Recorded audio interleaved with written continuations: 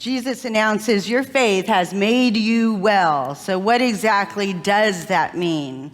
In this passage, Jesus heals 10 people suffering from leprosy. Jesus models his life, his ministry, after God's example. And God is faithful, an advocate for those of us experiencing any kind of suffering, which is pretty much everybody at some point in our life. Misfortune, limited resources, or grief. God lifts up those of us who feel unwanted, friendless, and alone. Those of us whose society has placed outside social inclusivity and in the margins, possibly between in the margins of a social group, on the cusp of, or not exactly part of the group, or inside, almost inside the group, maybe living just close to the sidelines in social circles. But being in the margin feels to me, in my queerness, much the same as being part of a group, but not part of the photo or the story that's shared. Or being part of the story and the photo accompanying the story, but no name nor any reference about people like me in the story. So what exactly is the disease that is being referred to in our text? It is leprosy. In ancient times, a leper, which is a person suffering from leprosy, had things affect their eyes. It could affect their skin or their mucous membranes, their nerves, their nervous system. It could cause disfiguration from sores and nerve damage. But another name for this infectious disease is Hansen's disease. People who are infected by the bacteria Mycobacterium leprae. And for centuries, people isolated and shunned people with leprosy because no one really understood the disease. In 2024, the World Health Organization reported 170,000 new cases globally. And in the US, about 225 new cases each year are reported. And thanks to modern medicine, leprosy, Hansen's disease, is curable. So in our text today, all of what I've said is to determine what a modern sense or understanding of what leprosy would be like today, or maybe a symbol for today. Possibly, it is a person who is avoided or rejected by others. So living with leprosy, an identified leper, could mean having a disease literally, or it could possibly, in today's understanding, be a person living among us with neurodivergence, or have a different kind of personality that some people just don't get along with. Maybe it's their outward appearance, or the color of their skin, or their modest earnings. Maybe it's their disability, gender identity, sexual orientation, citizenship. Maybe it's because they have a really thick accent. Maybe it's their life circumstances, like homelessness or houselessness.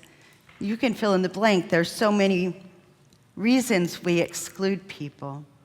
But most of these reasons are not within our control, but they do isolate and exclude. It's like when somebody is grieving and we just don't want to hang out with them because they're sad all the time, right? Sometimes that happens. So We get excluded from society, services, resources, sometimes community, and sometimes it's even family doing the excluding us from belonging. But Jesus here in this text is in that borderline space. It's a space that transcends geography, culture, religion, economics, politics. In and among social boundary spaces between Samaria and Galilee, Galilee and Samaria might not be welcoming in either space for people living with leprosy. They're living in between, in the margins of those cities, excluded. Not welcome in either space. So Jesus heals these 10 people and says, your faith has made you well. 9 of them just go on their merry way, and 1 of them returns and gave praise to God. Possibly all of them were grateful, but 1 did something different. They acted on that appreciation, that gratitude. When we feel gratitude, there's normally appreciation attached to it.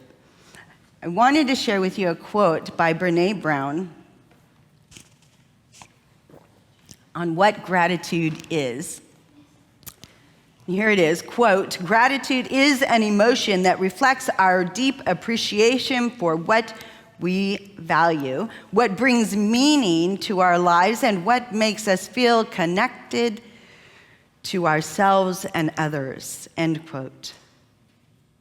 So the one that returned had a feeling of connectedness, had a feeling of appreciation, deep appreciation, and valued the fact that they could potentially be accepted somewhere. There was some hope. The one that returned acted on the joyfulness they experienced. And I'm sure that they were all grateful. Maybe they shared it over a drink or over dinner. This meant for all of them that there was hope. A possibility that they could be accepted in Galilee again or Samaria. Many, in any context, are thankful. But do we always express it? Do we always say it? I was thinking the other day about thanking God. When we thank God, we're normally either in distress or asking for something that has been provided. And sometimes we receive something and we never even mention it back to God. Oh, thank you. I prayed for that months ago, and I am so grateful. So many are thankful, but do we always say it? It's difficult for us to practice gratitude sometimes. And in uncertain times like now that we are experiencing today, gratitude is connected to the feeling of appreciation. And even in this hard space where society is, possibly gratitude is a way to experience joy and get some power back. The leper in our story is so appreciative that he praises God right then and there. He's being active participant in thanksgiving. And it requires a practice of gratitude. When we feel grateful and appreciation of all that God has provided, whether it's a smile or engagement, hope or food or security, or even it's just the ability to give generously of our time and money. Do we give thanks? All 10 were healed. Your faith has made you well, and 1 was saved. All of us here have the power to heal and restore hope like Jesus, to practice loving kindness in our social, political, and faithful living, and giving thanks and praise to God for providing the opportunities to be of service and to serve and give.